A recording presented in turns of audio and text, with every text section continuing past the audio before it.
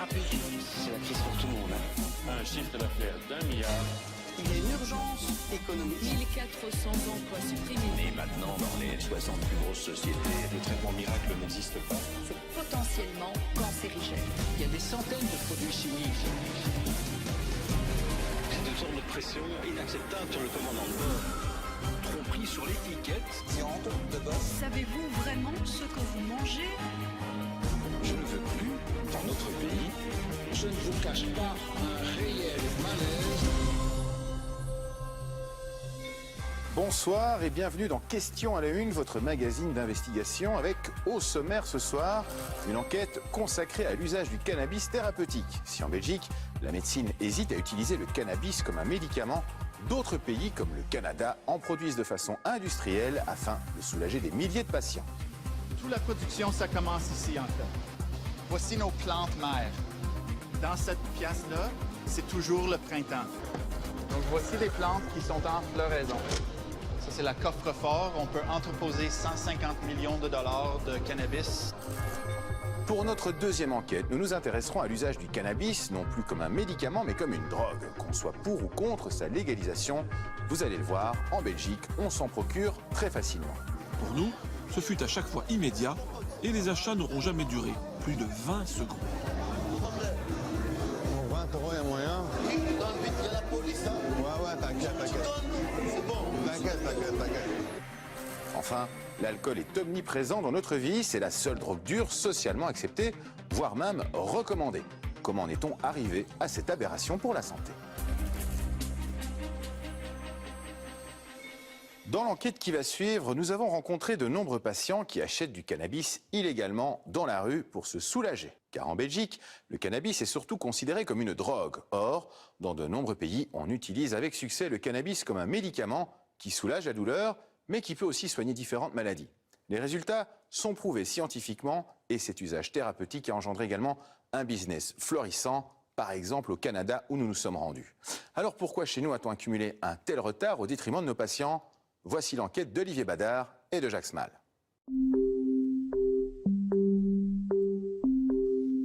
Aujourd'hui, le cannabis soulage des millions de malades. Certains disent même que la marijuana les soigne. Une chose est sûre, l'usage de cette plante, interdite chez nous, augmente le stress. C'est pourquoi tous nos témoins resteront très discrets.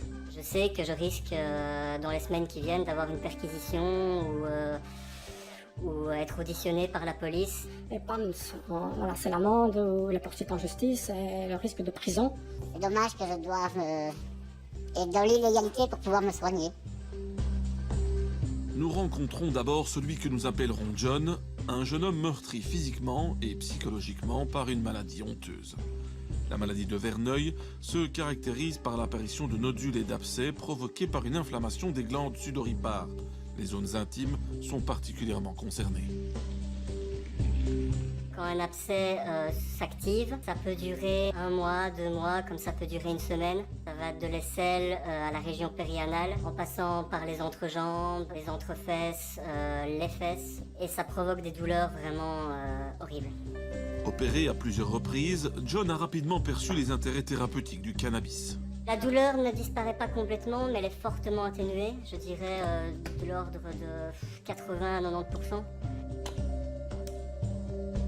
Il y a aussi tout l'aspect antidépresseur qui est très important. La maladie de Verneuil force beaucoup les personnes qui ont des abcès à rester chez soi. Et donc la vie sociale en pâtit, la vie professionnelle en pâtit. Et le cannabis permet un petit peu de s'évader, de penser à d'autres choses. Et pour trouver les alternatives aux joints, le jeune homme arpente Internet en espérant passer au travers des mailles des autorités. Ce cannabis séché, par exemple, peut se consommer en vaporisateur. Commandé en Suisse, il est quasiment totalement dépourvu de substances psychotropes. Il n'en est pas moins interdit chez nous. John a également essayé le cannabis alimentaire avec cette huile aux effets antalgiques de très longue durée. La maladie de Verneuil est une maladie qu'on ressent comme honteuse. Et en plus de ça, on doit se cacher d'un produit qu'on consomme pour aller mieux. Donc c'est deux aspects qui sont vraiment très difficiles à gérer d'un point de vue émotionnel.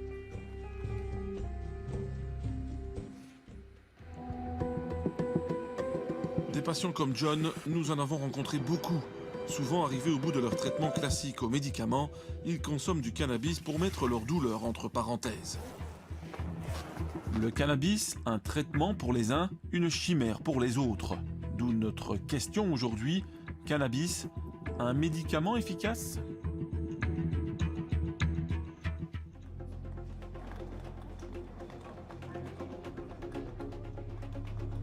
Le cannabis à usage médical, je suis pour. Ce qui peut aider les patients est tout à fait positif. Je ne sais pas. Franchement, je n'ai pas d'avis là-dessus. Les études scientifiques ont démontré son utilité. Si c'est sous surveillance médicale, il n'y a pas de raison, oui, pourquoi pas.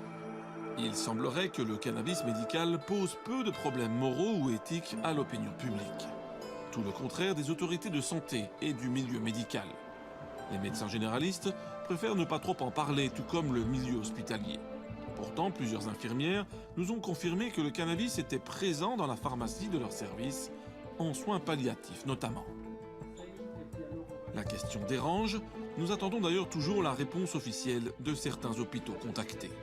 En Belgique, la situation est simple. Un seul médecin se bat ouvertement pour un usage médical du cannabis, le professeur Lossignol. Il s'occupe de l'unité de la douleur à l'Institut Bordet à Bruxelles. Bonjour, bonjour. Son avis est pragmatique avant tout. Dans l'ensemble du monde médical, ce produit est extrêmement peu connu, si ce n'est dans son usage festif qui n'a absolument rien à voir avec l'usage thérapeutique. Ce médicament a un effet sur les voies de la douleur. Si un patient ressent un effet bénéfique et qu'il estime qu'avec cela il se sent mieux que s'il prenait d'autres médicaments, pourquoi l'en empêcher? Pourquoi lui éviter l'usage pour des raisons qui échappent complètement à l'entendement? Et ce qui dépasse l'entendement auprès des malades, c'est l'accès au cannabis à 2 vitesses. Josiane souffre de fibromyalgie. Ces médicaments ne l'aident plus vraiment.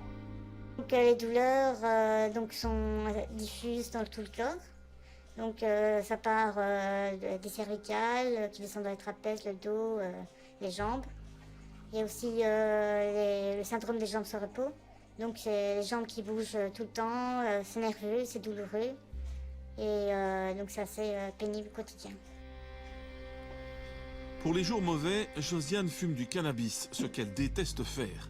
L'idéal serait donc de prendre un médicament au cannabis, médicament qui existe sous le nom de Sativex, mais qui en Belgique est réservé aux malades de sclérose en plaques atteints de spasticité.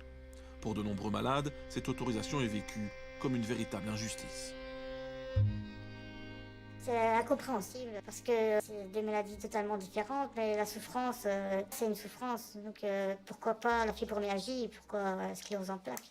Donc oui, on s'en lésé. Et pour la ministre de la Santé, seule une étude scientifique menée par une firme pharmaceutique permettra l'adoption d'un nouveau médicament au cannabis. Autant dire que le ressenti et la pratique des patients n'ont aucune place dans le débat. Ce sont des motivations quand même un peu subjectives, pas scientifiques. Je me sens mieux, je me sens moins mal. Jusqu'à maintenant, il n'y a pas d'études qui ont été faites sur un nombre de patients qui sont assez grands. Il n'y a pas de preuves scientifiques. C'est une justification qui peut durer pendant des années et des années. On peut toujours estimer qu'il n'y a pas assez de connaissances et qu'il faut de la prudence, etc. Il y a le comité technique ici qui va s'en occuper, qui va dire si la preuve est efficace, est-ce qu'il y a assez de preuves. On pourra enfin écouter les médecins et leur demander leur avis, plutôt que de décider sur dossier avec des experts qui n'ont jamais vu un malade. Jusqu'à maintenant, avec toutes ces histoires, on ne sait rien faire. Et pourquoi ne pas prendre connaissance de la littérature scientifique internationale? Justement, la prestigieuse Académie américaine des sciences vient de rendre ses conclusions en 3 parties sur la plus grosse étude jamais réalisée.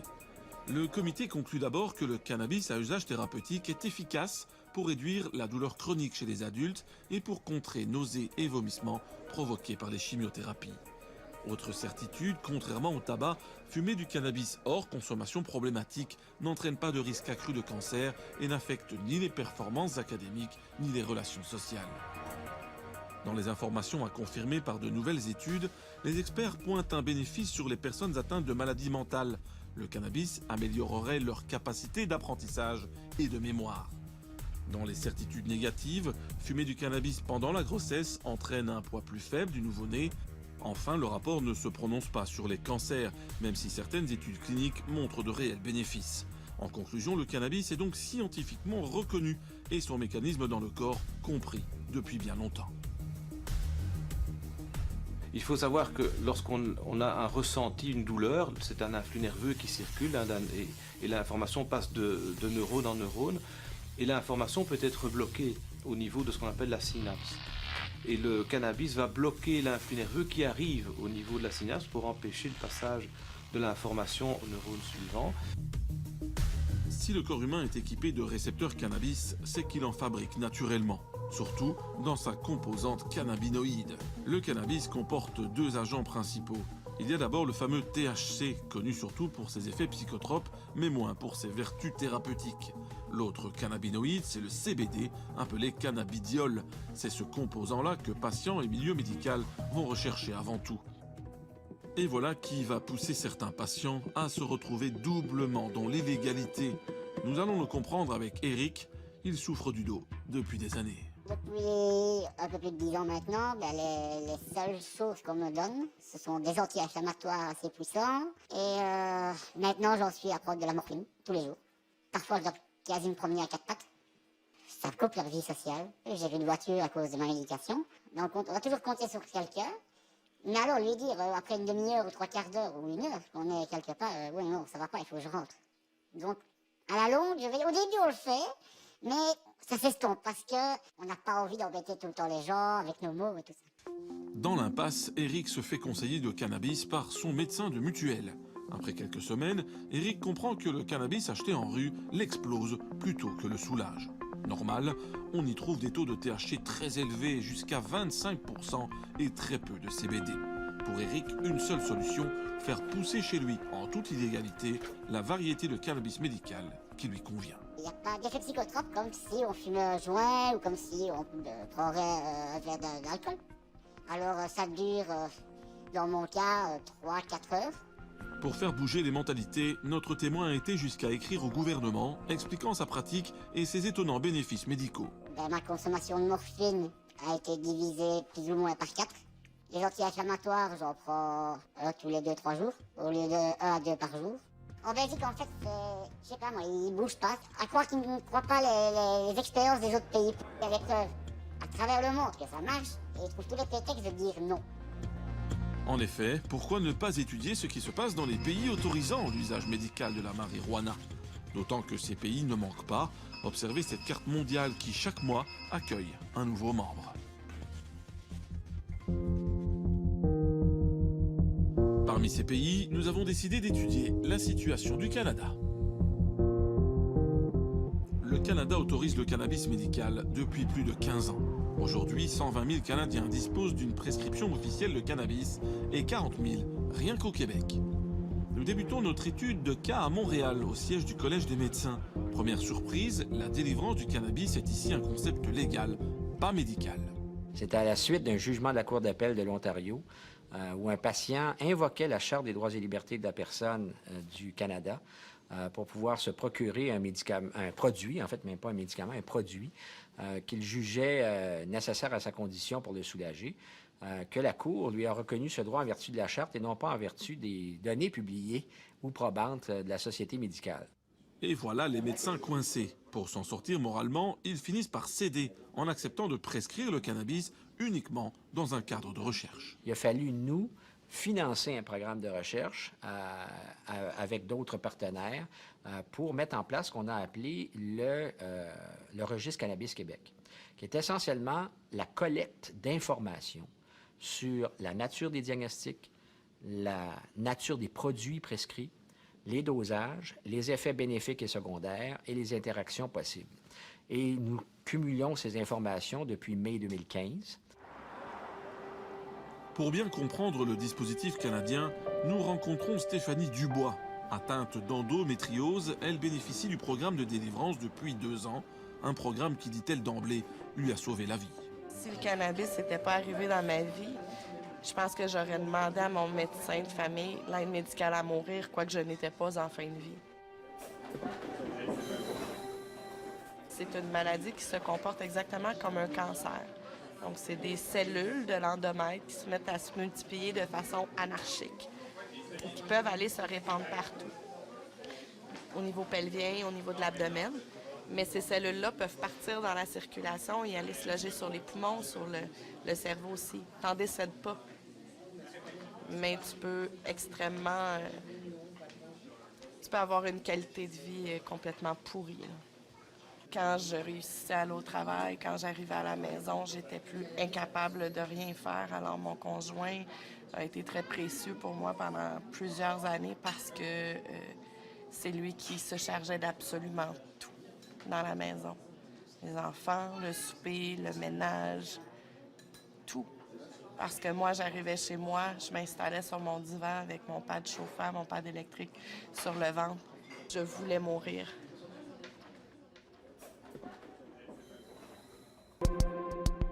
Pour Stéphanie, tout a commencé dans cette clinique cannabis. Ce genre de structure reconnue par le gouvernement aide les patients à construire les dossiers médicaux officiels. Chaque jour, la clinique accueille des dizaines de candidats. La première étape, c'est le passage chez le médecin prescripteur. Si avant de venir ici, c'était 10 sur 10, votre douleur, c'est où maintenant avec notre balance des traitements cannabis médical, quoi? 6-7, mais les bonnes journées, c'est 1-3. Ah, incroyable. Oui. Le médecin va commencer par dresser un bilan médical et étudier la médication, souvent très lourde, des patients. Donc, j'ai pu prendre ma bicyclette pour aller au travail. C'est juste une 10 minutes. Mais je suis capable... C'est un début, c'est un commencement. C'est un commencement. Bravo, bravo. Excellent. Moi, j'ai des patients, douleur chronique, ne peuvent pas travailler. Avant, ils ont pris 2-3 sortes d'analgésie, 2-3 sortes de médicaments contre les effets secondaires, quelque chose pour sommeil, pour l'anxiété, pour dépression, au moins 7-8 médicaments. Calculez combien ça coûte et calculez combien ça coûte le cannabis. C'est beaucoup moins. Évidemment, un tel substitut aux médicaments pourrait ennuyer les firmes pharmaceutiques. Selon le Dr Dworkin, voilà pourquoi les études classiques manqueraient sur le sujet. Il y a une politique autour de ça. Pourquoi dépenser des millions de dollars pour faire une vraie étude avec une plante que les gars peuvent pousser dans leur jardin? On ne peut pas gagner d'argent après. En effet, une étude vient de déterminer que si tous les États américains légalisaient le cannabis médical, l'industrie pharmaceutique perdrait annuellement 4 milliards de dollars. Pour les patients de la clinique cannabis qui reverront le médecin tous les 3 mois, reste à déterminer le taux de THC et de CBD de la prescription et surtout la manière de consommer. Un travail réalisé en étroite collaboration avec ce que l'on appelle ici un éducateur. Je peux presque pas dormir, des fois des nuits de 3-4 heures. J'aimerais trouver quelque chose qui pourrait me donner une bonne nuit. Tu peux prendre 1, 2, 3 inhalations, tu peux le mettre de côté, attendre peut-être un 5 minutes, voir comment est-ce que tu te sens. Puis si tu sens que tu pourrais en avoir davantage de besoin, tu pourrais le reprendre à ce moment-là, reprendre encore quelques inhalations, y aller graduellement comme ça, afin d'éviter comme justement les effets secondaires, puis afin d'obtenir ton objectif, là, justement. Pour moi, travailler ici, c'est extraordinaire parce qu'il vient chaque 3 mois et c'est dit, Dr. Dworkin, merci beaucoup, ça a changé ma vie. Ça a changé ma vie. Je dis, je vous en prie.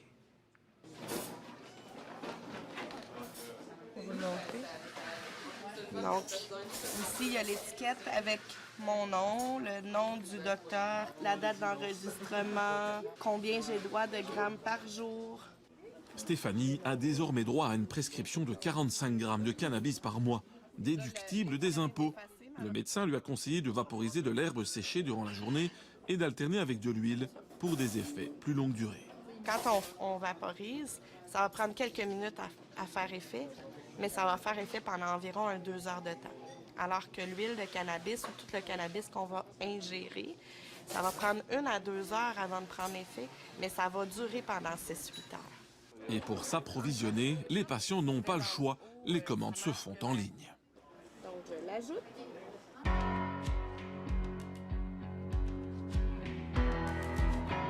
Pour la production du cannabis médical, le Canada a opté pour des producteurs locaux agréés et strictement contrôlés. Tweed est le plus important des 30 producteurs canadiens. Installée en Ontario, l'entreprise occupe 500 personnes et a vendu l'an passé plus d'1,6 tonne de cannabis. Nous avons été autorisés à filmer dans cette usine ultra sécurisée. Adam Greenblatt sera notre guide. Toute la production, ça commence ici, en fait. Voici nos plantes mères. Dans cette pièce-là, c'est toujours le printemps. Donc, les plantes ne vont jamais produire les fleurs. Donc, en les gardant dans cette phase végétative, on peut prendre des boutures qui sont identiques génétiquement. Et c'est aussi une façon de s'assurer que les plantes sont femelles. Parce que c'est les plantes femelles qui produisent les fleurs, qui sont riches en cannabinoïdes, qui sont les agents actifs dans la plante de cannabis. Donc, voici les plantes qui sont en floraison. Donc, tu peux voir que les fleurs sont bien formées, qui sont givrées avec une résine qui contient les cannabinoïdes. Ça, c'est la coffre-fort. On peut entreposer 150 millions de dollars de cannabis. Toutes les commandes qui sont faites sur notre site web par nos clients, donc c'est rempli et c'est envoyé d'ici. On fait de l'exportation en Allemagne où le cannabis médical vient de se faire légaliser. Et c'est sûr qu'on a un grand plan d'affaires d'expansion internationale, puisqu'il y a de plus en plus de juridictions qui légalisent le cannabis, soit à des fins médicales ou même plus que ça. Retour au Collège des médecins, qui reconnaît aujourd'hui l'utilité du cannabis médical, notamment sous cette forme d'huile. De produit suspect, le cannabis est donc passé, en quelques années, à un médicament à développer. On est à l'aube de recherches futures qui vont peut-être plus documenter ou permettre le traitement de ce produit-là, comme n'importe quel médicament, ce qui aurait dû être le cas dès le départ. On n'a ni pour ni contre ce produit-là en particulier. Tant mieux s'il peut être utilisé. La question, c'est de savoir comment bien l'utiliser. C'est ça qui est la vraie question. Aujourd'hui, le feu vert est donc donné, même aux hôpitaux chargés de déterminer les bonnes pratiques. Des pratiques qui parfois posent question, comme l'a constaté Annabelle Blais. Cette journaliste a testé le système de délivrance de cannabis médical canadien, avec, vous allez le voir, quelques surprises à la clé.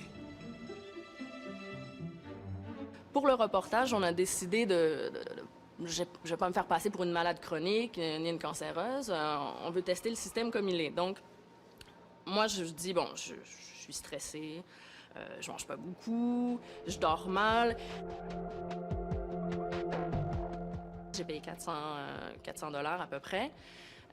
J'ai eu un rendez-vous par Skype avec un médecin. Et après 3-4 minutes, là, il m'avait confirmé qu'effectivement, il allait me prescrire du cannabis. Après, il m'a expliqué un peu comment la différence entre indica, sativa, un peu le b.a.-ba du cannabis.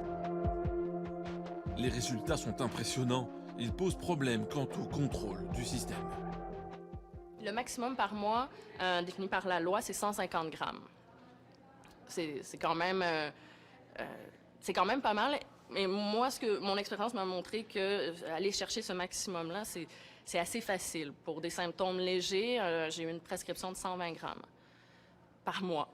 Donc, faut fumer. J'ai calculé, bon, à peu près, mais ça revient à une douzaine de joints par jour.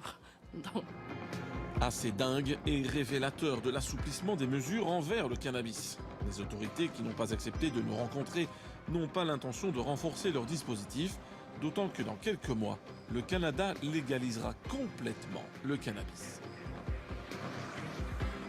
Comme souvent, le récréatif profitera donc de l'expérience relativement positive du cannabis thérapeutique.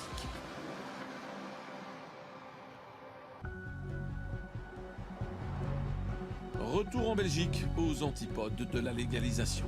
Évidemment, expliquer aux patients belges la réalité canadienne, c'est s'exposer à un certain énervement. Particulièrement de la part de ceux qui explorent tous les moyens légaux pour pouvoir accéder un jour au cannabis médical. Nous en avons rencontré deux pour faire le point avec eux en guise de conclusion. Le premier point de friction pour ce patient, c'est son statut de malade délinquant. On assimile ça à la toxicomanie. Je trouve ça triste que du coup on ne nous écoute pas parce qu'on nous considère avant tout comme des toxicomanes et non pas comme des patients qui cherchent une solution parce que les médicaments n'ont pas réussi à eux seuls à apporter le confort dont on avait besoin. Donc ce qu'on cherche en fait c'est un confort de vie et donc on rencontre un manque total de compréhension et d'humanisme, tout ça parce que c'est un produit qui n'est pas accepté, pas légalisé.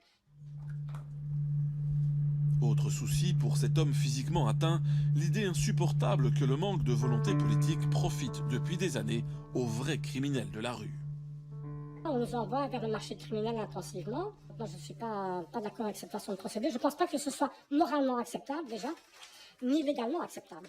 Je pense qu'ils sont contents avec ça et que ça leur convient, qu'il y ait du cannabis qui tue, qui est en train de circuler en Europe. Le plus intéressé à savoir ce qu'il y a dans la pizza, du cheval ou du bœuf, que ce genre de choses-là, où là, on envoie 400 000 personnes à la boucherie, quoi. Ça, c'est la responsabilité politique. Cet autre témoin combat le cancer de son épouse depuis des années. Eh bien voilà, je viens encore de trouver une nouvelle étude où ils avancent sur le myélome, les ratios de THC-CBD. Les résultats montrent que plus de 60% des cellules cancéreuses meurent.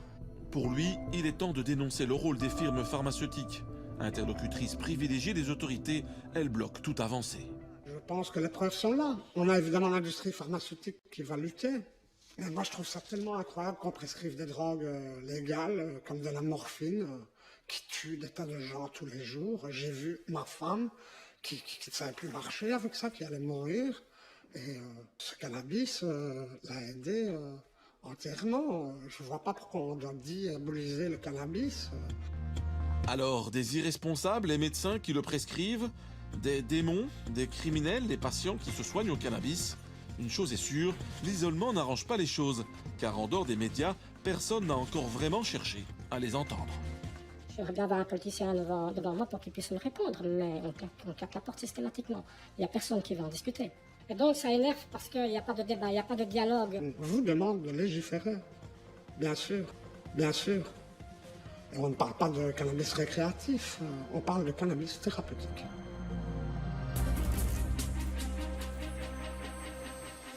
Le cannabis possède donc de vraies vertus thérapeutiques et il semble incompréhensible qu'en Belgique, on reste insensible aux bienfaits du cannabis utilisé comme un médicament. Car on l'a vu, son usage dans les pays où il est légal apporte bien plus d'avantages que d'inconvénients. Notre deuxième enquête sera également consacrée au cannabis, mais pour son usage récréatif cette fois. Car qu'on le veuille ou non, le cannabis est partout. Des centaines de milliers de Belges en consomment et sa prohibition coûte des centaines de millions chaque année à l'État belge. Alors faut-il légaliser le cannabis comme d'autres pays l'ont déjà fait, avec des résultats étonnants? Voici l'enquête d'Olivier Badard et de Jacques Smal. Ce matin, la police de Mons a reçu du renfort dans la lutte contre les bandes urbaines. Oscar Papa pour Sonneray essaie d'arriver au niveau de la rue Chizer au possible. Ce jour-là, aucune bagarre entre jeunes, mais comme toujours, les fouilles de routine seront fructueuses. Tournez contre le mur sans le toucher, écartez vos bras, vos jambes et tournez vos pommes de main vers moi. Voilà, tout le monde sort les mains des poches, les sacs devant vous. Aujourd'hui, le cannabis est partout. Parmi les 15-16 ans, un jeune sur 5 en consomme régulièrement. On va vous demander de prendre toutes vos affaires et on va aller rejoindre le groupe là-bas. L'estimation du nombre total de consommateurs est d'1 demi-million. Ces trois filles étaient en train de consommer un joint et l'une d'elles est arrivée à tenter de dissimuler une boulette apparemment de la marijuana. Voilà. Des consommateurs en constante progression malgré une législation contraignante. Le cannabis est interdit aux mineurs. L'usage personnel est toléré, soit 3 grammes ou un plan. Mais la confiscation est aujourd'hui systématique et donne lieu à un PV simplifié. Consommer dans des lieux publics est interdit et des circonstances aggravantes sont retenues pour des lieux particuliers comme par exemple les alentours d'écoles. À Mons, l'opération touche à sa fin. Le bilan cache difficilement une routine bien usante pour les policiers. Ça dépend des jours, ça dépend si on a l'occasion de tomber dessus, mais oui, en général, le cannabis, c'est assez fréquent qu'on en retrouve. Pour le chef de corps, le cannabis gagne sans cesse du terrain malgré des années de prohibition et de lutte policière. Il est peut-être temps d'envisager une autre approche. Le fait de légaliser nous permettrait de diminuer vraisemblablement la charge de travail. Au niveau du constat, de la rédaction des PV, de la saisie, bien ça relève de l'équipe d'intervention qui, pendant qu'elle fait cela, qu'elle revient au bureau, n'est plus sur le terrain par rapport à d'autres phénomènes dont on devrait aussi s'occuper. Ce discours est loin d'être partagé par toutes les zones de police. Pour la police de Mons, rien d'étonnant. Ici, on adhère au discours d'Elio Di Rupo, le premier à proposer depuis des années une décriminalisation du cannabis. Quand je vois tous ces jeunes devoir aller fréquenter directement ou indirectement des milieux criminels et qu'on les jette finalement dans les bras des milieux criminels parce que, qu'on le veuille ou qu'on ne le veuille pas, il y a cette consommation qui reste massive. Et les adultes se cachent le visage. Politiquement, ces propos sont partagés par Écolo, le PTB et les jeunes du MR et du PS. Le MR, le CDH, et dans une attitude beaucoup plus ferme, la NVA, incarne le refus de légaliser. Pour la NVA, c'est le coût sociétal d'une décriminalisation qui posera problème. L'histoire nous apprend, avec l'alcool et le tabac, malheureusement deux drogues légales, que c'est avec ces drogues-là que nous rencontrons les plus gros problèmes. Aujourd'hui, la problématique de la dépendance coûte à la Belgique 4 milliards d'euros par an. 3,5 milliards concernent les drogues légales, alcool et tabac. Nous sommes persuadés que prendre la même direction avec le cannabis serait une idée extrêmement mauvaise. Alors, faut-il sortir le cannabis des milieux criminels au risque de reproduire les dérives des modèles alcool et tabac? À l'heure où les plantations clandestines se multiplient, où les saisies n'ont jamais été aussi records et où les consommateurs sont chaque jour plus nombreux, Question à la Une a voulu faire le point. D'où cette question qui revient régulièrement. Faut-il légaliser le cannabis ?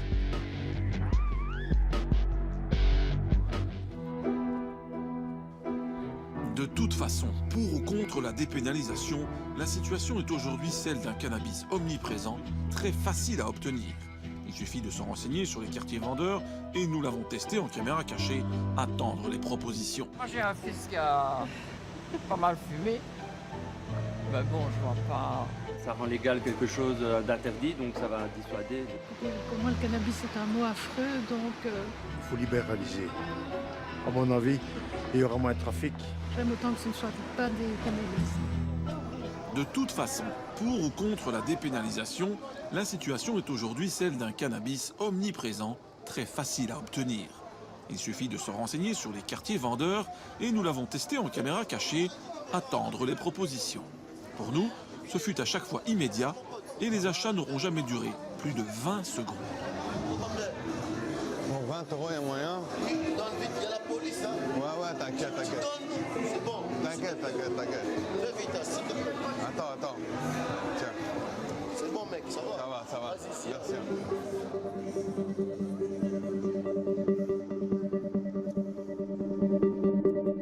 C'est au départ de ce double constat, le cannabis est partout et la prohibition est un échec, que tous les spécialistes de terrain réclament du changement depuis des années. Parmi ceux-ci, le criminologue universitaire gantois Tom de Korte. Pour lui, il est grand temps de dépénaliser et de trouver le modèle qui convient au plat pays. La préférence du chercheur va incontestablement au Cannabis Social Club. Ces structures, surveillées par les autorités, légalisent une communauté de consommateurs dans laquelle le contrôle social est très fort. Parce que ce sont des associations fermées et privées dans lesquelles vous devez être membre et qui ne vendent pas leur production de cannabis, mais qui la distribuent entre membres. C'est calqué sur le modèle d'une coopérative. Tom de Korte implore le gouvernement d'étudier le modèle de ces clubs légalisés. Avec deux autres experts, il a même écrit toute la marche à suivre pour réussir cette dépénalisation. Mais le vade-mecum n'a pas été soutenu politiquement. Plus sévère encore, la justice et le ministère public ont fermement rappelé, après des années de relative tolérance, que les clubs sociaux n'avaient aucune légitimité. Il s'agit clairement de faciliter à autrui l'usage des stupéfiants. On le cultive pour vous, on s'en occupe. C'est une infraction pénale qui est punissable jusqu'à 5 ans d'emprisonnement. Et la loi prévoit aussi que la circonstance que l'infraction à la loi sur les drogues est commise en association, donc porte la peine à un seuil supérieur de 10 ou 15 ans d'emprisonnement. 10 à 15 ans d'emprisonnement, c'est donc ce qu'encourent les responsables anversois de Trekuplant, le plus ancien cannabis club du pays. En juin dernier, 3 responsables du club ont été incarcérés. Voici leur sortie de prison au terme de 3 semaines de préventive. Quant au club de Namur, son procès a été reporté en septembre, alors que celui de Tournai a été démantelé devant la cour d'appel de Mons. Son jeune responsable, arrêté avec 11 plans, a été condamné à une peine de travail de 200 heures ou à 12 mois de prison. Pour son avocat, la justice se trompe. Les poursuites en matière de cannabis, c'est un total échec. Je crois que du côté du parquet, c'est-à-dire du côté des poursuites, on l'oublie un peu trop souvent, c'est que une initiative de Social Cannabis Club, c'est pour éviter de passer par l'intermédiaire d'un certain nombre de trafiquants. Comment ne pas défendre ce point de vue qui me paraît tout à fait essentiel. Vous savez, c'est un peu comme le raisonnement par rapport au port du casque ou la ceinture de sécurité. Dire je suis libre, je fais ce que je veux, oui, mais on impose le port de la ceinture ou le port du casque parce que potentiellement, si vous ne le faites pas, vous risquez de générer un coût pour la société que vous n'allez pas être capable de prendre en charge. Reste que les professionnels de terrain n'en démordent pas. Le club social ferait beaucoup mieux que l'actuelle prohibition. Et les preuves existent, paraît-il, en Espagne.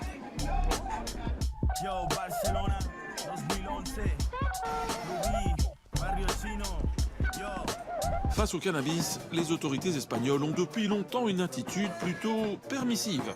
Et ce n'est pas pour rien que chaque année, Barcelone accueille le Spanabis, le plus grand salon mondial consacré à l'industrie de la marijuana.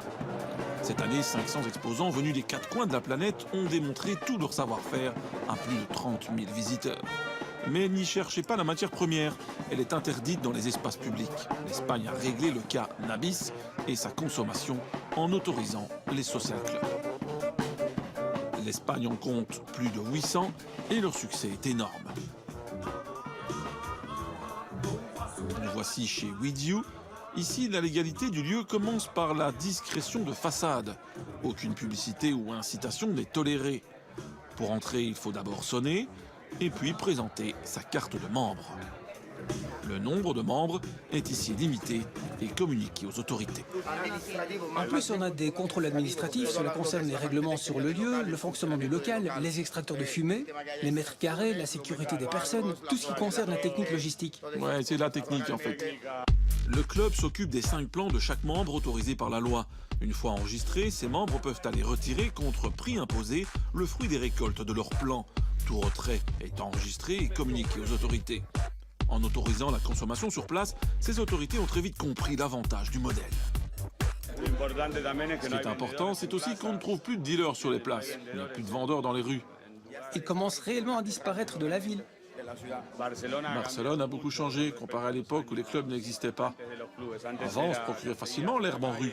Maintenant, c'est fini. Avant, on se promenait le long des remblaises. Il y avait une série d'individus vendant et achetant. Et maintenant, tu ne vois plus ça.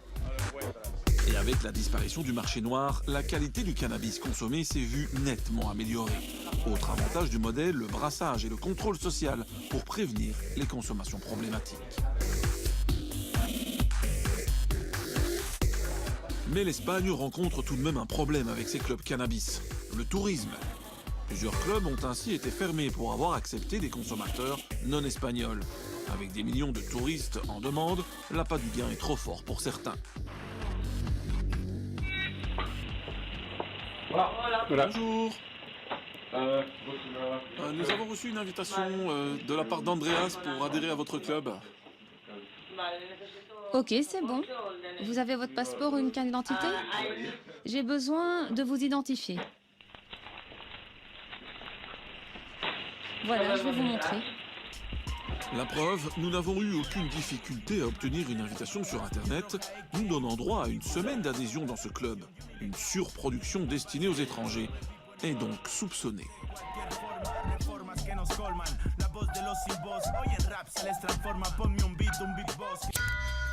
Retour en Belgique, où contrairement à l'Espagne, tout le monde se cache, même les profils les plus respectables. Cet homme d'affaires, par exemple, a demandé l'anonymat. Consommateur responsable, tout le monde ignore cependant sa pratique. J'ai envie de dire, celui qui boit de l'alcool, c'est pas forcément un alcoolique.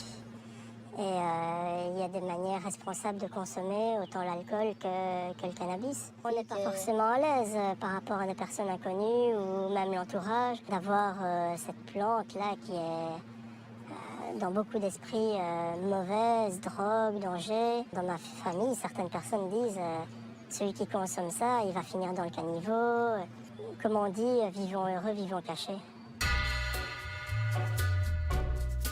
Ce qui nous préoccupe évidemment beaucoup, ce n'est certainement pas la détention pour usage personnel de 2 ou 3 grammes de cannabis, mais par contre le développement assez extraordinaire des plantations de cannabis à grande échelle, voire à échelle industrielle, avec beaucoup d'organisations criminelles néerlandaises qui descendent en Belgique installer des plantations. Et donc ça, oui, effectivement, c'est un gros problème. Un gros problème justement généré par la prohibition. Et pour nous le faire comprendre, les pro-légalisations nous ont inspiré cette animation. Au début, la répression crée la pénurie et donc la montée des prix. Une demande forte, des prix élevés, c'est une rentabilité assurée pour de plus en plus de producteurs. Le cannabis est partout. De plus en plus riches, les producteurs sont de plus en plus ingénieux et agressifs pour protéger leurs activités. La lutte demande de plus en plus de moyens aux autorités. Leur budget restreint les oblige alors à cibler les actions sur les plus petits producteurs, plus vulnérables. Le marché est laissé aux gros producteurs qui font la loi, d'où des qualités de cannabis déplorables ou dangereuses, pesticides, métaux lourds et taux de THC explosifs, jusqu'à 30%. En plus, la prohibition coûte cher, des centaines de millions par an mal dépensés à en croire les experts. Il faut donc libéraliser. Tout ce qui concerne les sanctions et les enquêtes sur les délits coûte énormément d'argent. Et cela ne donne rien. Aucun effet positif sur le marché du cannabis. Alors que cet argent pourrait être bien mieux investi dans la prévention, en structures d'aide et dans la mise en place d'un système légalisé. Ce modèle décrit existe aussi. Et cette fois, c'est aux États-Unis que nous sommes allés l'étudier.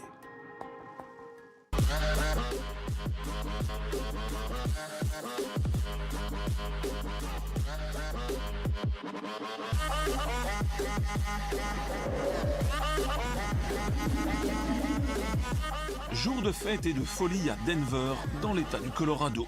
C'est le 4/20, le 20 avril, jour anniversaire où l'on fête la marijuana en face du Capitole. Le seul jour où les autorités acceptent le joint en ville. Et si à Denver c'est toujours un peu plus dingue qu'ailleurs, c'est parce que c'est ici que tout a commencé. Depuis 2014 et pour la première fois au monde, l'État Colorado a transformé la drogue cannabis en un lucratif produit commercial. Et le comté de Denver aime à rappeler que c'est par un référendum que tout a commencé. Ici, à Denver, dans notre ville, la légalisation a obtenu 66% des votes. Nous avons compris que les citoyens nous avaient réellement donné mandat pour légaliser le cannabis et pour mettre en place une nouvelle structure efficace. Une nouvelle structure efficace qui a tout d'abord exclu les moins de 21 ans et qui a ensuite donné le pouvoir aux autorités. Le deal était clair, respect absolu des règles ou exclusion définitive du cannabis business. Puis, le gouvernement a commencé à délivrer des licences commerciales. Nous avons à présent plus de 1000 entreprises autorisées pour le cannabis, opérant en 450 lieux différents. Pour évoluer dans le secteur, vous devez obtenir une licence pour ouvrir un magasin, pour vendre de la marijuana, pour la faire pousser, donc pour les cultures. Vous pouvez aussi avoir un permis pour la transformation de la marijuana, pour des sociétés qui font de la limonade, des bonbons, de la nourriture, comme des biscuits ou des cookies. Et enfin, un permis concerne les centres de test. Ces entreprises, c'est régime Big Brother, avec des caméras qui surveillent absolument tout et des contrôles très sévères et réguliers. On doit obtenir un badge de l'État. Chaque plan doit être étiqueté, comme vous le voyez ici. Ils doivent être marqués à tout moment. Car ça ne rigole pas avec la traçabilité de la marijuana. Chaque plan est pisté du début à la fin de la production. Et mieux vaut ne pas égarer le code barre officiel. 10 000 $ d'amende s'ils ne sont pas marqués. Chaque lot est testé en laboratoire pour les taux de THC, pour les nutriments, pour voir s'il y a des champignons ou des pesticides. Si la section cannabis de la police visite un magasin et si les tests ne sont pas bons, vous devez détruire toute votre production et vous recevez une amende. Et ce n'est pas tout, les entreprises subissent également une taxation sans précédent. 3,5% du produit de leur vente atterrissent dans les caisses de l'État et des pouvoirs locaux. Au final, tout le monde semble s'y retrouver. La marijuana nous a rapporté cette année $1 milliard. Une partie a été investie dans des dépenses comme l'éducation, la prévention de la jeunesse, mais aussi dans des campagnes pour adultes sur la législation. Mais cela a servi aussi à payer les fonctionnaires, les avocats et aussi les policiers impliqués dans le respect de la loi. À Denver, on peut dire que le nombre d'employés dans le secteur s'élève désormais à 2% du nombre total de travailleurs. Vous savez, c'est une industrie ici. Une industrie qui a créé en 2 ans 26 000 emplois directs, 100 000 emplois indirects. Visite du Triangle d'Or à Denver, un espace entreprise véritablement envahi par les startups. My 420 Tours attire de plus en plus de touristes avides de liberté. Donnez-moi votre carte d'identité, s'il vous plaît. Pas seulement ça, j'ai besoin de votre carte pour vérifier si vous êtes dans l'âge légal. La société a forgé son succès sur ses ateliers cannabis et sur ses fameux cannabus. Des bus limousines toujours bondés dans lesquels il est autorisé de consommer sous toutes ses formes. Alors, ce qui va se passer, c'est simple. L'excursion prévoit la visite d'une serre. Cette plantation est la première serre du genre dans l'État du Colorado à avoir été construite spécialement pour le marché du cannabis. Vous venez d'où, monsieur? New York. C'est la première fois que je viens au Colorado. Et vous en avez rêvé longtemps de ce moment? Bah, pas tant que ça. Juste 1 an ou 2. Le temps que ça se légalise ici. Pour $89, les touristes visitent une plantation et s'arrêtent à un dispensaire, véritable supermarché du cannabis, où l'on trouve jusqu'à 60 variétés de produits contrôlés.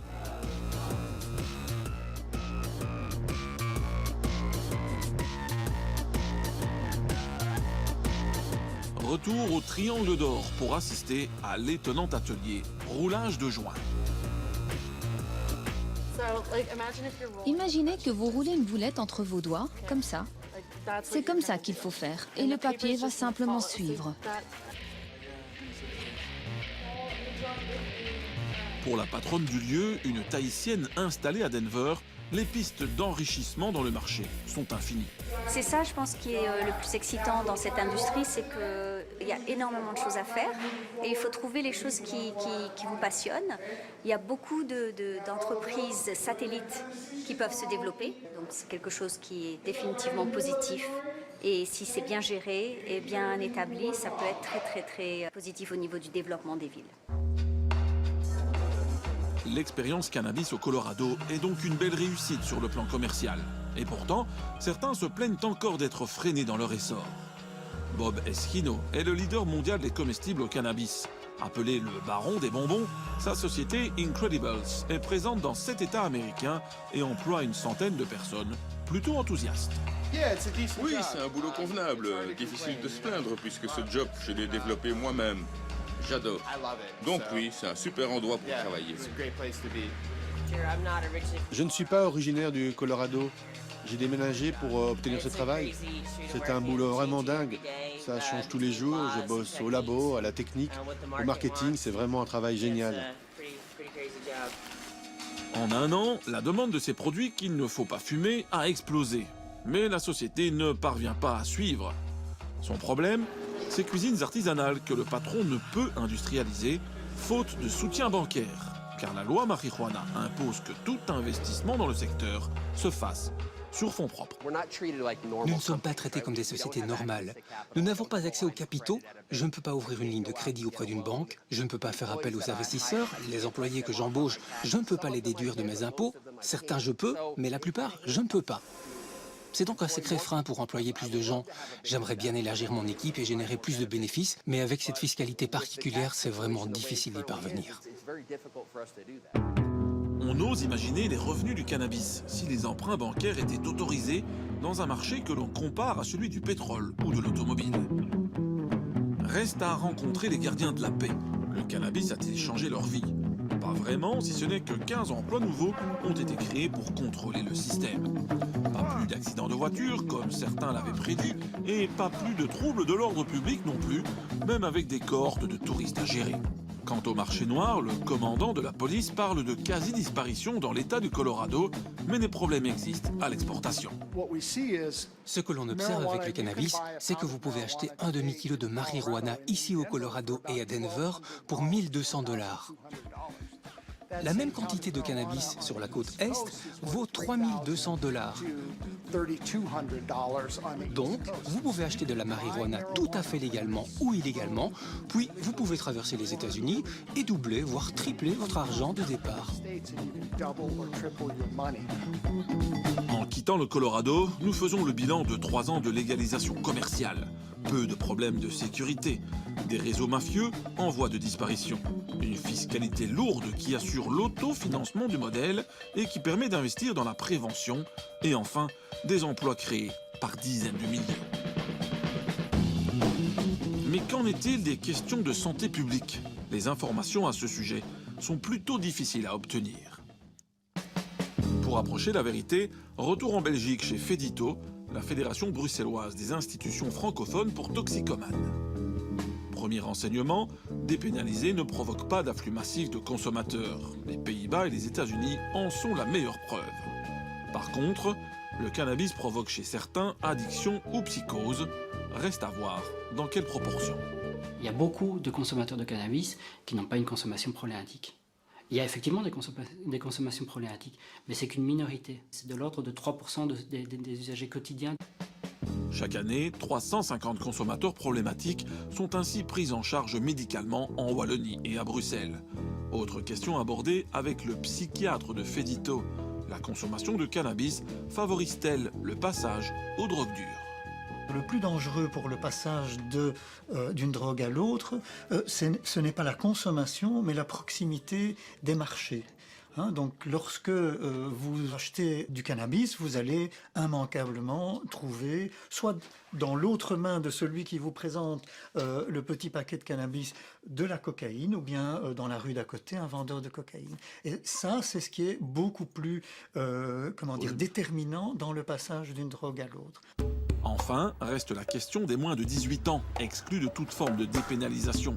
Que faire avec eux alors que l'on sait très bien que leur consommation est en croissance? Les psychotropes ne sont pas conseillés pour les cerveaux en pleine maturation. Donc pendant toute cette période, l'action des psychotropes peut avoir, je dis bien peut avoir, des effets délétères. Donc c'est pour ça que, de manière générale, on conseille, comme on conseille aux ados de ne pas boire ou de ne pas boire de grandes quantités. Donc ça, il faut le savoir. Ce qu'on pense, c'est qu'il faut en prendre en compte la réalité des comportements, la réalité des consommations. Ce à quoi on pourrait penser, c'est par exemple qu'un certain cannabis peu potentialisé, donc avec un produit psychoactif assez faible, soit disponible à partir de 16 ans. Et puis un autre produit le soit à partir de 18 ans. On peut jouer là-dessus. Et donc là, c'est en tout cas un débat qu'il faut avoir avec les autorités publiques et surtout les autorités de santé. Un débat qu'il faudra en effet bien tenir un jour chez nous, entre tous les acteurs concernés. À commencer bien sûr par tous ces petits consommateurs autoproducteurs. Ils sont des milliers sur notre territoire, comme Grégory. Donc voilà, je vais me retrouver avec 4 plantes ici à l'intérieur et 6 plantes à l'extérieur si tout va bien. Ce qui devrait m'assurer une récolte suffisante. Tenir un mot de plus. Pour Grégory, Social Club et modèle commercial ne sont pas des modèles idéaux. Pour lui, il faut avant tout légaliser le droit du sol. J'ai mon potager, je fais pousser mes légumes, etc. Et voilà, le cannabis, c'est une plante qui est assez passionnante en fait. Donc voilà, il y a l'envie de la voir grandir, l'envie de faire pousser cette plante qui est très intéressante. Voilà, maintenant moi je sais ce que je fume, je mets pas de crasse dedans, je mets pas d'engrais qui boostent les pourcentages de THC. Parfois il y en a qui font des weeds, c'est presque de la drogue dure, tellement qu'ils boostent leurs plantes d'une manière qui n'est pas naturelle. La démarche nature de ce consommateur responsable va plus loin. Pas question pour lui de s'intoxiquer avec du tabac, alors il utilise un vaporisateur. Selon Grégory, une libéralisation permettrait aussi de mieux informer les consommateurs sur les bonnes pratiques. Pour ce cultivateur amateur, interdire le cannabis, c'est donc simplement une hérésie. Continuer à criminaliser des gens qui, comme moi ici, cultivent 5 plants, allez peut-être 10 plants sur une année pour leur consommation personnelle, Je veux dire, moi, je suis un père de famille, j'ai 3 enfants, j'ai un travail, je n'ai pas besoin de la vendre, voilà, je fais vraiment rien de mal, je fais juste pousser des plantes. Qui a le droit de m'empêcher de faire pousser une plante dans mon jardin? Moi, ça, il n'y a pas moyen, ça, on ne m'aura pas, quoi.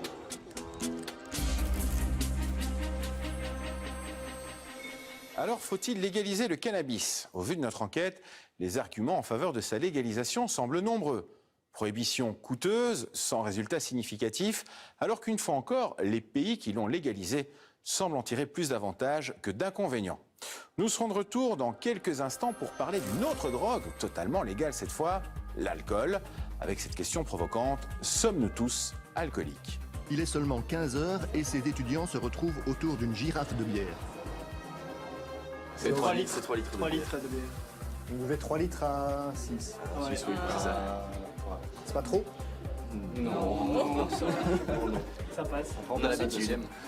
On est en plein après-midi, là, c'est pas trop dur après de repartir? On n'a pas cours, on n'a plus cours après.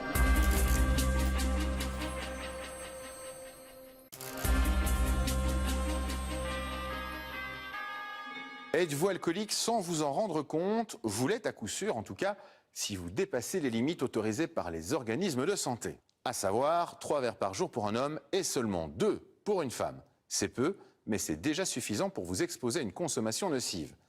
Car n'oubliez pas que si c'est une drogue légale et totalement banalisée, l'alcool reste une drogue potentiellement dangereuse. Alors sommes-nous tous alcooliques? Voici l'enquête de Jacques Gray.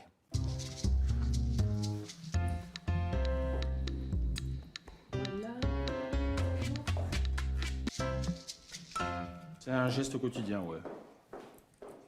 Au maximum tous les 2 jours, on va dire. Allez, mais on peut dire quotidien, ouais. C'est-à-dire avec chaque repas, vous ouvrez une bouteille? On apprécie, ouais. Alors je la mets entre les jambes, voilà. L'ouverture de la bouteille de vin. Un son tout simple mais tellement familier. C'est déjà en une seconde la promesse d'un moment de détente et de plaisir. La petite formule pour se rappeler.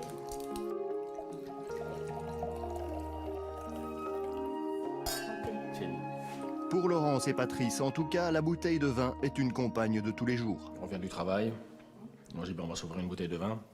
Pas d'apéro, on se boit un petit verre de vin rouge comme apéro. Et puis on la termine en mangeant. Et la bouteille est partie en fait. Ah ouais. Si on l'ouvre, on la vide de toute façon. Ouais. Le vin accompagne tous vos repas? Ouais. Vous avez parfois pensé que vous étiez potentiellement dépendant ou pas? Non. Du verre de vin ou de la bière ou de l'alcool en général? Non, je pense pas non plus, non. S'il fallait, bien sûr, on saurait s'arrêter. Ouais. Avec difficulté, pour moi plus, mais bon, malgré tout on saurait le faire, ouais. Si le deuxième est aussi bon que le premier. Comme Laurence et Patrice, bon nombre de Belges boivent de l'alcool tous les jours. Et en Belgique, on estime qu'une personne sur 10 a une consommation d'alcool dite problématique. Je veux plus en arriver où j'arrive plus à compter les bières. Parce que ça, moi, ça m'arrive beaucoup trop souvent avant. Le seuil de 3 verres pour un homme et 2 pour une femme est celui au-delà duquel il y a une prise de risque.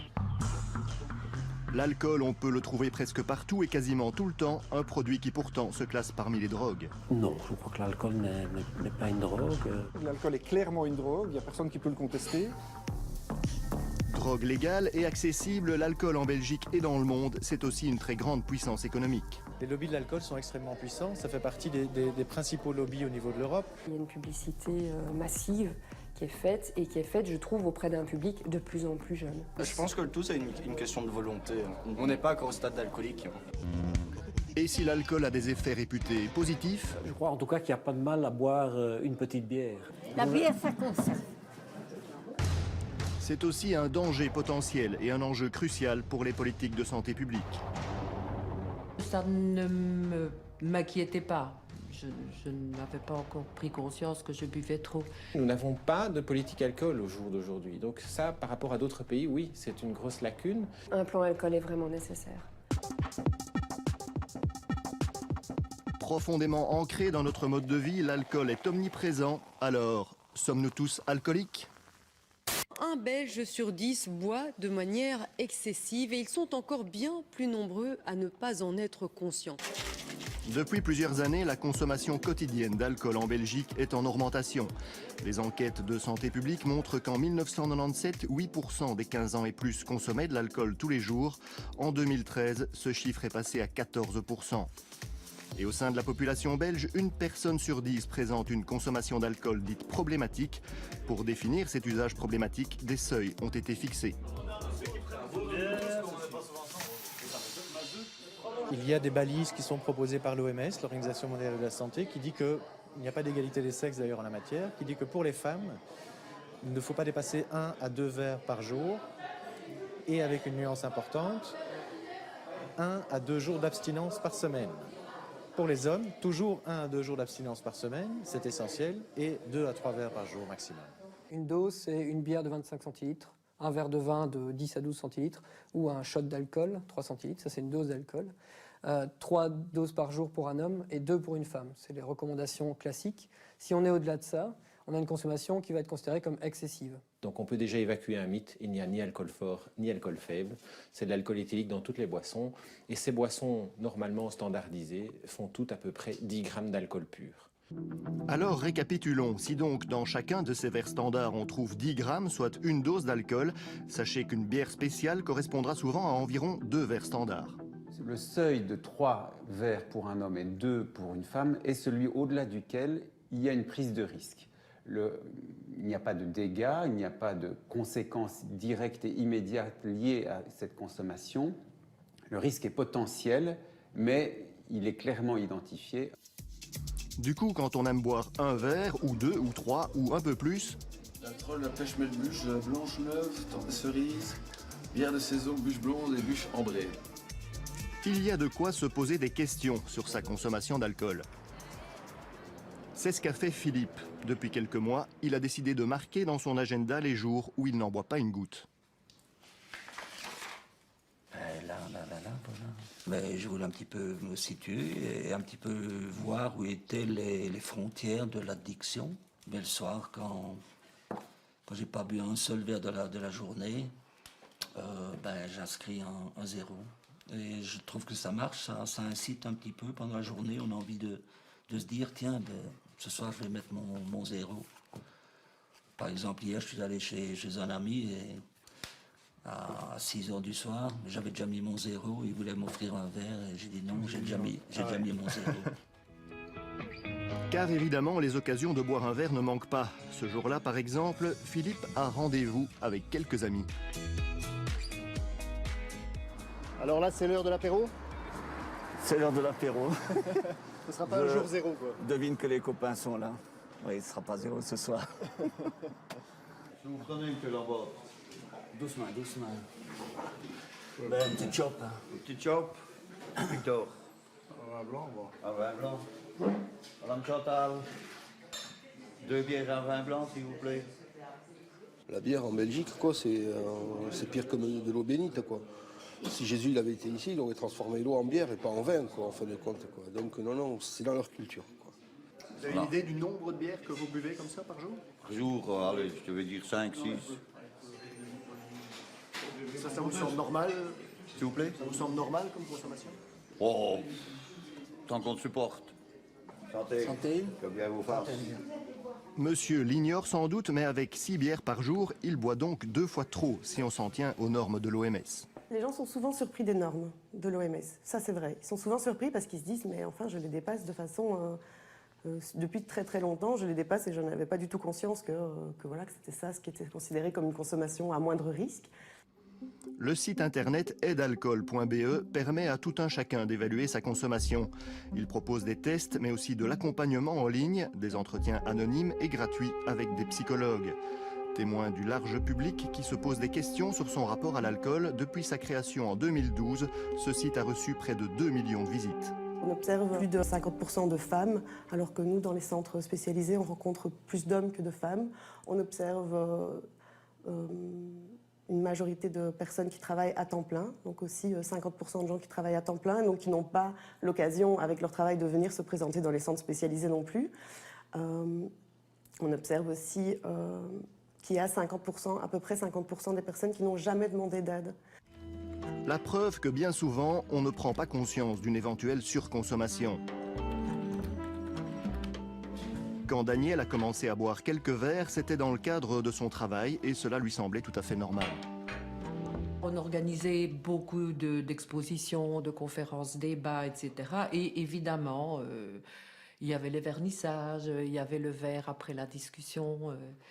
Et donc là, j'ai commencé à boire un petit peu plus régulièrement, parfois sans problème, sans excès. Puis à d'autres moments, malheureusement, je rentrais à la maison un peu éméchée.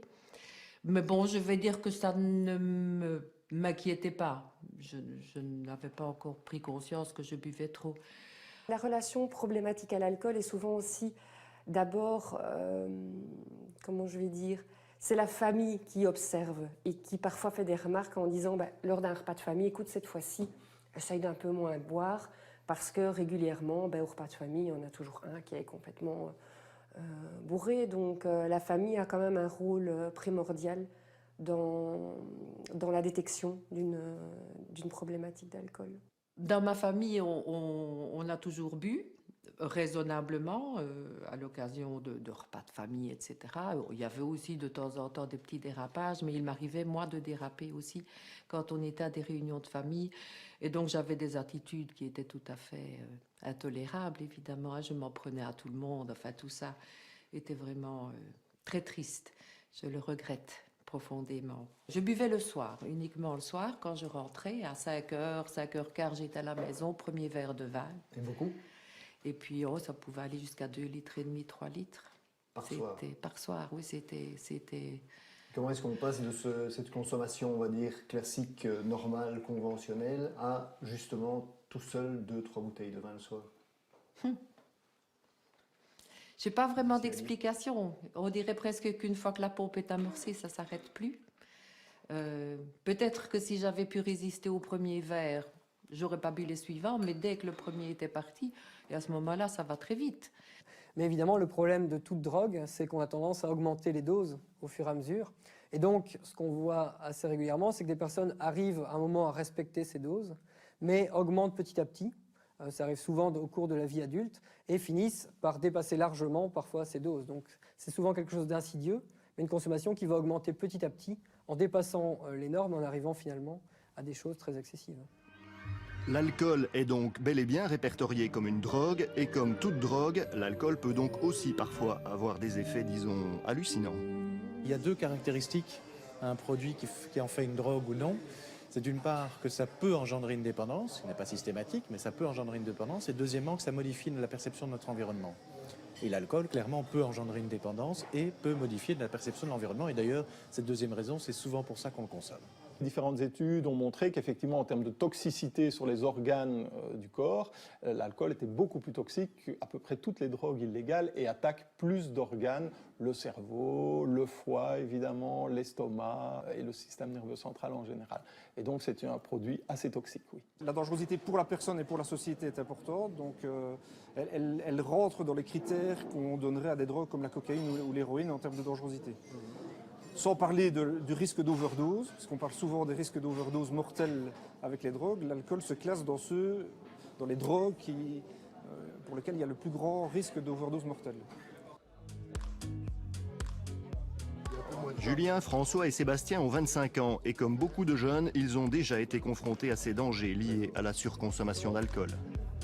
Je veux plus en arriver où j'arrive plus à compter les bières. Parce que moi, ça m'arrivait beaucoup trop souvent avant. Et enfin voilà, après je devenais ingérable. T'as pas de souvenir de ça en plus des fois. Et ouais, la plupart du temps j'ai pas de souvenir, c'est mes amis qui me le rappellent ou alors je dois le voir sur mon histoire Snapchat le lendemain. Et je vois toutes les conneries que j'ai fait, je regarde mon histoire et je suis là. Voilà, qu'est-ce que j'ai encore foutu. Ça m'a déjà arrivé une fois aussi à coma éthylique et franchement à refaire, je crois que j'ai plus bu pendant 6 mois après. Ouais, franchement ça m'a bien calmé. Ouais. Vous vous souvenez quand vous avez pris votre premier verre d'alcool? Oh ouais. Ah oui. ouais. Ah ouais, je venais d'avoir 12 ans. Les bières traînaient, restait ça dans le fond. Il faut essayer vu que les parents le font. C'est ça aussi, on est petits, les adultes le font tous, c'est l'ex-face. Pour moi, c'est pas un exemple de boire de l'alcool, mais vu que nos aînés le font, je vois pas pourquoi je ne le ferais pas. Tout le monde sait qu'à Noël, Même l'enfant qui a 10 ans, qui voit ses parents depuis des années boire la flûte de champagne, on lui fait une petite flûte. Mais on lui fait quand même une petite flûte. Dès l'enfance, c'est tout notre environnement social et culturel qui baigne dans l'alcool. Dick Tomasowicz, lui, a étudié de près la place de choix que lui réserve le cinéma. L'alcool y est là aussi présent partout. Nous sommes sans doute exposés aux images de l'alcool avant, nous-mêmes, enfants, d'expérimenter l'alcool. Et je pense que c'est le propre du cinéma de nous apporter soit par procuration, soit par anticipation, des expériences que l'on ne vit pas encore, dont celle de l'alcool. Et je pense que tous, on a vu les résultats de l'ivresse, par exemple, au cinéma. Enfant, moi personnellement, je me rappelle très bien d'avoir vu E.T. en donné, enfant, et de m'être aperçu qu'un petit garçon, voilà, qui est ici, connecté à E.T., devient complètement ivre à son tour. C'est E.T. qui boit des canettes de bière et c'est le petit garçon qui en souffre et qui est frappé d'ivresse en plein milieu de son cours scolaire. Mais donc l'identification était très forte à ce moment-là. On voit un enfant comme on est. De la fiction à la réalité, il est seulement 15 heures et ses étudiants se retrouvent autour d'une girafe de bière. C'est 3 litres, 3 litres de bière. Vous buvez 3 litres à 6. Ouais. 6, oui, c'est ça. C'est pas trop? Non. Ça passe. On a l'habitude. On est en plein après-midi, là, c'est pas trop dur après de repartir? On n'a plus cours après, on a plus cours demain, donc c'est pour ça qu'on peut se En fait, quand on rentre chez nous, après ça, on cote ici sur Louvain, on prend pas la voiture parce qu'il faut jamais prendre la voiture. Mais ça nous permet en fait de vraiment créer un débat autour du repas. Ça nous ouvre une autre ouverture au monde et à la politique.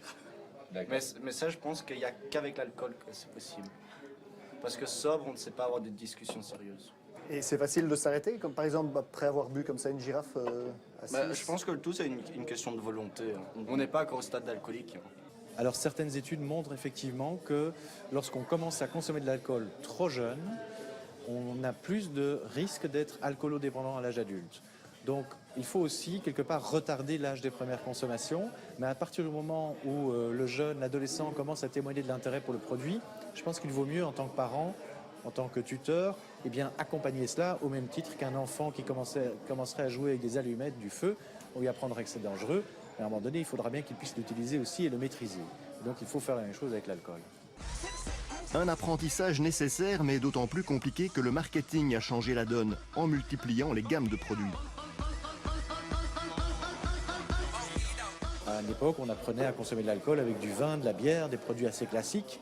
On mettait peut-être un peu de grenadine dans sa bière pour faire passer le goût de l'alcool. Bien maintenant, les producteurs de boissons alcoolisées le font pour nous. Ils le font surtout pour les jeunes et pour les femmes. On voit apparaître des Hoegaarden rosés, des Kriek Light, des Bacardi Breezer et des Smirnoff Ice où le goût de l'alcool est imperceptible. Et donc on passe d'une limonade à une boisson alcoolisée sans s'en rendre compte. On buvait tout ça à l'époque. Et alors, je bus ça et ça passait bien en plus, comme du petit lait. Le but ici clair des entreprises qui fabriquent de l'alcool, c'est de se placer sur le marché des psychotropes. C'est d'entraîner ces jeunes personnes dans la consommation d'alcool en faisant d'eux des clients immédiats, mais surtout des fidèles clients potentiels futurs. Je pense qu'il faudrait réglementer la publicité, qu'il faudrait réglementer l'accès à l'alcool. Au jour d'aujourd'hui, essayez, franchement, d'envoyer quelqu'un de 15 ans au magasin chercher de l'alcool, il l'aura. C'est ce qu'on a fait. Fabien et Laetitia ont respectivement 14 et 15 ans. En théorie, donc, pour eux, il est interdit d'acheter de l'alcool. Pour la bière ou le vin, il faut avoir minimum 16 ans. Les alcools dits forts sont interdits au moins de 18 ans. Équipés d'une caméra cachée, nous les avons suivis dans plusieurs magasins pour tester l'application de la loi. Parfois, on leur a refusé la vente. C'est interdit par la loi. Il a 16 ans. Ah non, on ne peut pas... Mais dans 3/4 des magasins visités, ils ont pu acheter ce qu'ils voulaient sans le moindre problème.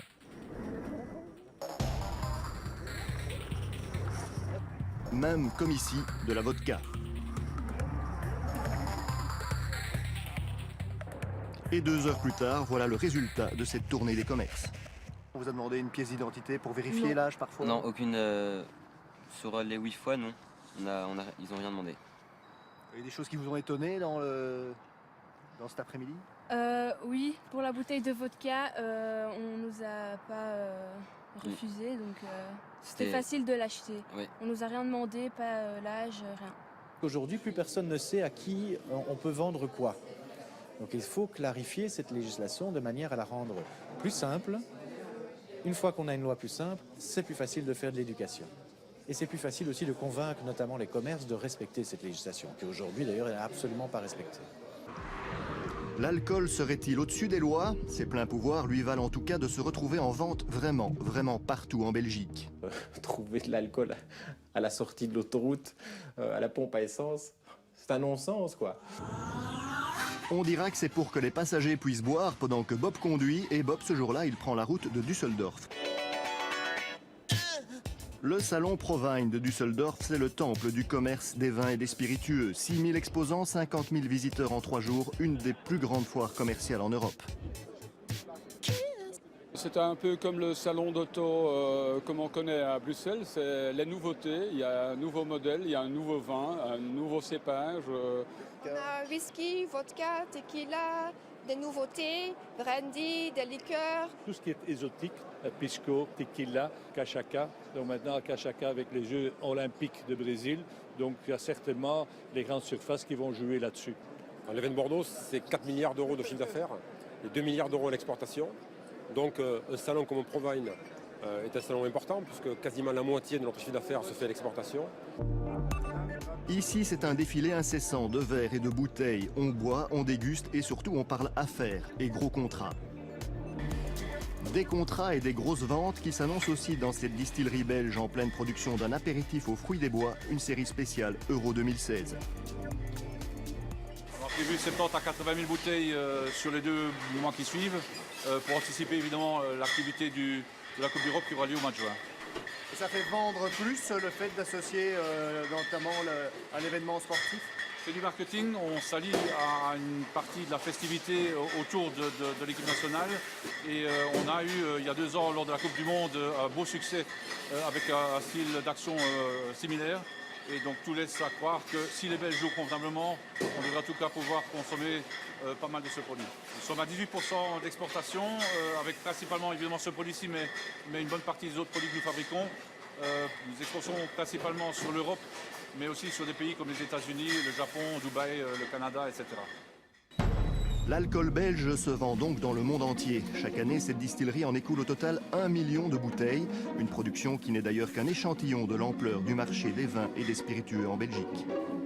Le secteur de vin et spiritueux représente tout de même une valeur ajoutée de 2,6 milliards d'euros pour l'économie belge.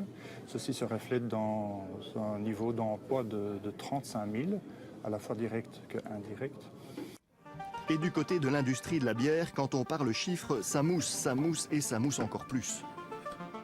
La valeur économique ajoutée du secteur brassicole en Belgique est à plus de 1% du produit intérieur brut. Donc ça concerne plus ou moins 4 milliards d'euros, donc c'est très important. Plus de 50 000 emplois directs et indirects. Dans l'économie belge, l'alcool, c'est donc au total plus de 6 milliards d'euros et 85 000 emplois directs et indirects. Le secteur de l'alcool est un secteur très puissant.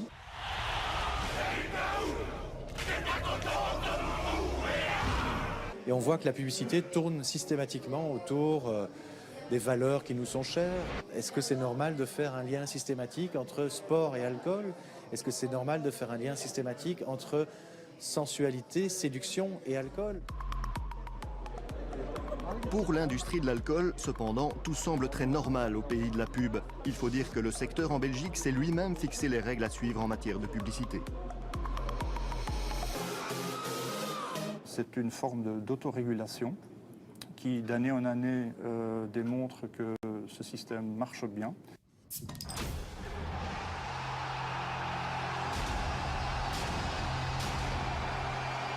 C'est un code qui émet des règles strictes en Belgique pour la publicité concernant les alcools.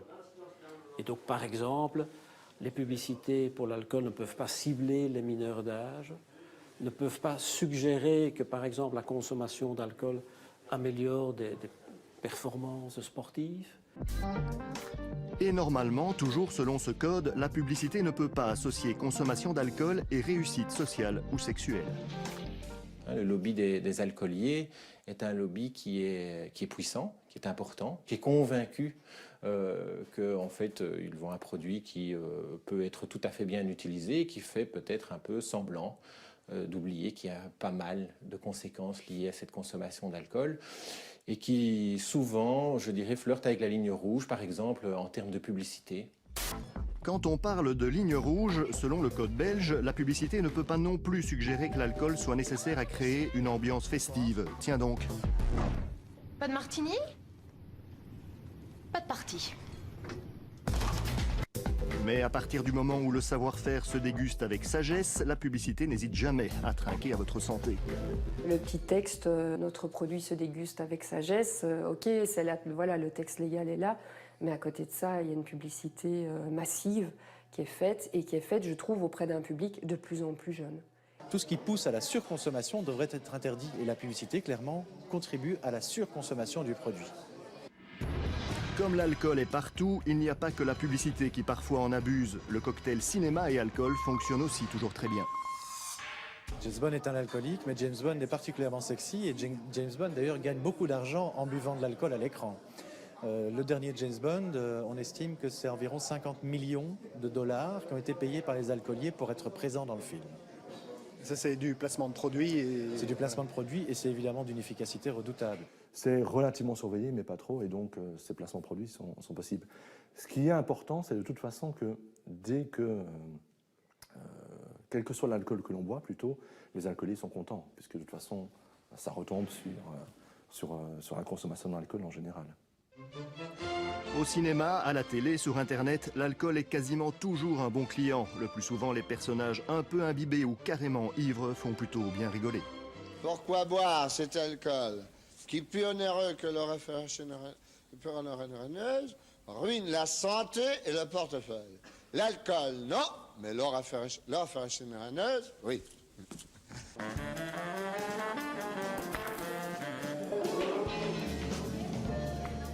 Même si pour Bourvil, l'alcool ruine la santé, pour beaucoup, boire un petit verre, ça ne peut faire que du bien. Surtout quand ce verre rime avec détente et convivialité, comme à la buvette de ce club de pétanque. La première était tout le temps bien pointée. Merci beaucoup. Un café et 4-5 bières. Mais des petites, hein. Et une chimée pour Jean-Pierre. Non, pas Jean-Pierre, il ne faut pas le dire parce que ma femme va m'entendre. C'est bien qu'on boit quelques-unes. Sur l'après-midi, 4 à 5. Mais de 2h à... Enfin, de 14h à 19h. C'est quand même beaucoup. Mais non, le médecin m'a dit que c'était très bien. Ah. Non, si il m'a c'est dit... une prescription médicale. Il m'a dit non. C'est comme les vieilles personnes ont dit de boire 2 verres de vin rouge ou bien un petit cognac avant d'aller dormir. La bière, ça conserve. J'ai une grand-mère qui a bu ça jusqu'à 90 ans. L'idée que l'alcool c'est bon pour la santé est bien répandue. Du coup, l'industrie, elle, surfe sur cet argument pour valoriser ses produits.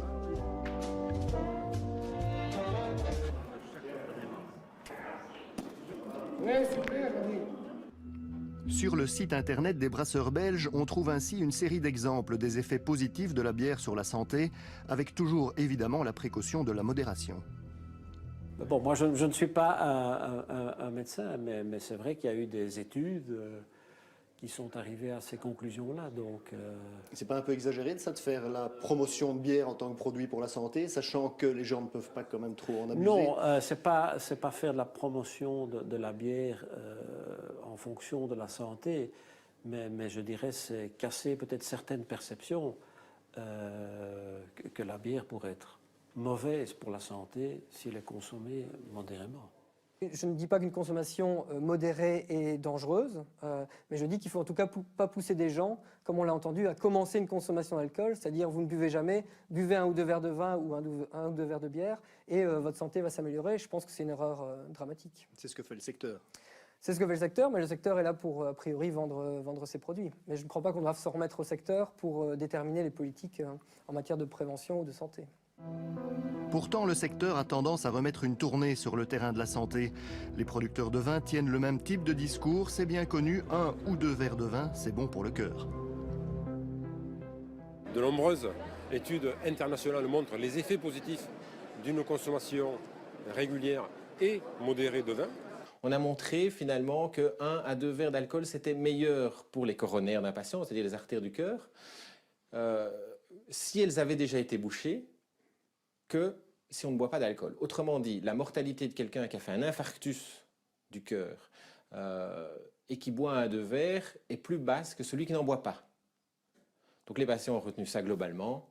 L'alcool, c'est bon pour le cœur. C'est bon uniquement pour ces patients-là qui ont déjà fait un infarctus. Ça limite quand même le nombre de gens. C'est bon pour leur cœur, c'est mauvais pour tout le reste. Donc c'est limiter les gens juste à leur petit cœur, même s'ils en ont un grand.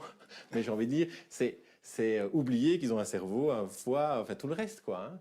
La première conséquence de la consommation nocive d'alcool, c'est le cancer. Alors, quelle place la société doit-elle laisser à l'alcool? En France, il a fallu attendre 1956 pour qu'on supprime le vin dans les cantines scolaires. Un menu scientifiquement équilibré tient compte en ce qui concerne le choix des boissons de la dernière circulaire du ministre de l'Éducation nationale qui vient d'interdire dans toutes les cantines scolaires toute boisson alcoolisée pour les moins de 14 ans. C'est bête, mais quand j'étais petite, on buvait de la bière de bœuf. Enfin, la bière... pied de bœuf, c'est ça. Quand j'étais à l'école, on savait ça. C'est ça, et même dans les écoles, c'est vrai. Et donc ça nous habitue un peu au goût de la bière. Hein. Et en Belgique, les enfants pouvaient boire de la bière pied de bœuf à l'école jusque dans les années 80. Les choses évoluent donc lentement, mais le marketing évolue aussi. Et par exemple, aujourd'hui, il habitue les enfants très jeunes à côtoyer des bouteilles similaires à celles des adultes pour fêter un événement, même si évidemment leur contenu est sans alcool. Et comme décidément personne n'échappe à son omniprésence, il reste donc à gérer au mieux la place de l'alcool et à cadrer sa consommation. L'État a une énorme responsabilité. Aujourd'hui, l'alcool coûte par an à l'État belge environ 4,5 milliards d'euros. C'est considérable. Alors ça rapporte aussi. On estime que ça rapporte 1,5 milliard. Donc quand l'État gagne 1 euro en vendant de l'alcool, il perd 3 euros par ailleurs. Alors si c'est l'argument économique qui peut séduire nos responsables politiques, il y a tout de même là des économies très substantielles qu'on peut faire en cadrant un peu mieux d'une part la publicité pour l'alcool évidemment et d'autre part la vente, la distribution, etc. Le gouvernement avait l'ambition de lutter contre la consommation nocive d'alcool. Il devait mettre au point un plan pour 2014-2018, mais finalement, cela semble tomber à l'eau. Nous n'avons pas de politique alcool au jour d'aujourd'hui. Donc ça, par rapport à d'autres pays, oui, c'est une grosse lacune. Et nous n'avons pas de vision à long terme. Pourquoi est-ce qu'on n'a pas fait un plan alcool il y a quelques années, etc. Ça, c'est aux décideurs politiques que vous devez poser la question. C'est difficile d'y répondre comme ça. On aurait bien voulu poser la question à la ministre de la Santé, Maggie De Blok, mais pour toute réponse, on a reçu ce courriel. La ministre travaille avec ses collègues de la conférence interministérielle à un plan alcool. Un premier draft est attendu pour la fin de l'année. Elle préfère à ce stade-ci ne pas continuer à donner de commentaires. En attendant des éclaircissements et des précisions sur l'élaboration de ce plan alcool, chacun a bien sa petite idée sur ce qu'il convient de faire. Du côté des alcooliers, par exemple, on met systématiquement en avant les campagnes de sensibilisation et de prévention. On est à la base de campagnes BOP, par exemple. Nous sommes les propriétaires de BOP. On a commencé BOP il y a 20 ans avec l'IBSR. Mais même avec Bob au volant, pour certains à l'arrière, il y a un double message. Bob est la fête, donc le but il est clair, il y en a un qui ne boit pas, les autres buvez tout ce que vous voulez. Donc c'est quand même un message qui est, je trouve, un petit peu ambigu. On se rachète une vertu en finançant ces campagnes, qui sont utiles, hein, tant mieux si ça peut aider. Par ailleurs, ça ne les empêche pas, sur le plan marketing et publicitaire, d'être toujours aussi extrêmement agressifs. Un plan alcool est vraiment nécessaire. C'est une approche globale, c'est une vision globale qu'il faut avoir, autant éducationnel, mais que ce soit dans la famille, au niveau de l'école, même primaire, avec des mots adaptés aux enfants. Mais je veux dire, à ce niveau-là, au niveau des éducateurs, des infirmiers, les médecins aussi. Il ne s'agit pas d'interdire aux personnes de boire, aux gens de boire. Il s'agit de leur permettre d'acquérir, en fait, je pense que c'est ça l'enjeu de la prévention, des moyens d'évaluer où ils en sont individuellement. L'alcool, c'est donc l'affaire de tous, mais c'est aussi l'affaire de chacun, individuellement, dans l'évaluation de sa consommation. Et cela au sein d'une société imprégnée de bière, de vin et de spiritueux et qui a complètement banalisé cette drogue sociale et culturelle. À ton boulot, à tes 30 ans. À tes 30 ans. Une petite bouteille de vin au repas du soir, quelques verres en terrasse et vous avez déjà dépassé la limite autorisée. Vous êtes donc aux yeux des organismes de santé une personne souffrant d'une dépendance à une drogue dure. Ça peut faire sourire, mais on l'a vu, cette consommation qui semble anodine peut vous faire sombrer dans un alcoolisme profond et destructeur. C'est déjà la fin de cette émission. Pour vos remarques et suggestions, rendez-vous sur notre page Facebook ou sur notre site. Si vous voulez nous faire parvenir des informations de manière totalement confidentielle, vous pouvez vous rendre sur notre site sécurisé Source Sûre. Tout de suite sur la une, le débat à votre avis présenté par Sacha Daout. Très bonne fin de soirée.